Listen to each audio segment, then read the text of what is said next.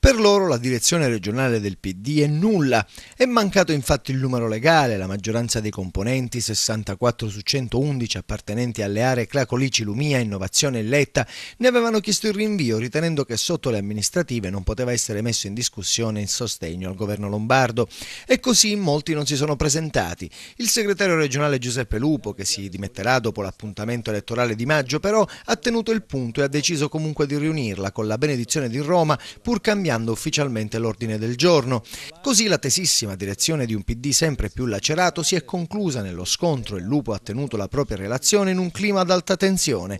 Enzo Bianco bolla gli assenti come pretoriani, ribatte il capogruppo dell'Ars Cracolici, la maggioranza dei componenti è stata assente. Sono stati 4 amici che hanno discusso, taglia corto, disconoscendo la validità della convocazione. In Sicilia è necessario aprire una fase nuova per avviare il rilancio dei partiti, ha detto Lupo, che a Lombardo dedica un passaggio.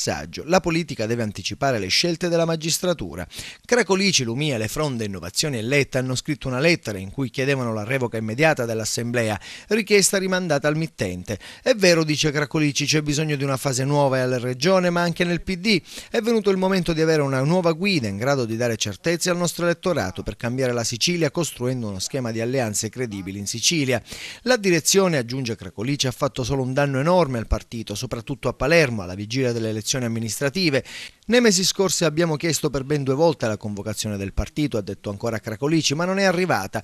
Vorrei ricordare che Lupo è un segretario dimissionario, anzi dimissionato. La direzione del partito andava fatta prima e non ora. Adesso ha il solo scopo di far parlare della vicenda giudiziaria di Lombardo in maniera ipocrita.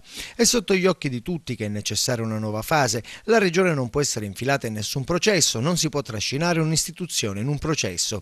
Sarà il GUP di Catania a decidere tra meno di un mese se rinviare a giudizio il governatore Lombardo nell'ambito dell'inchiesta antimafia Iblis, ma non è vero che la politica è arrivata prima della magistratura, ribadisce ancora Cracolici, ma ha seguito un'iniziativa giudiziaria. È il gioco delle parole e dell'ipocrisia. Coloro che hanno chiesto il rinvio della direzione regionale sono la minoranza. Infatti alcuni dei firmatari sono stati presenti, altri addirittura non sono iscritti nel PD, hanno aderito ad altri partiti. E c'è perfino qualcuno che non ha mai firmato, ribatte il segretario Lupo. La direzione aggiunge un'importante occasione di confronto e solo per senso di responsabilità abbiamo deciso di non approvare le risoluzioni conclusive.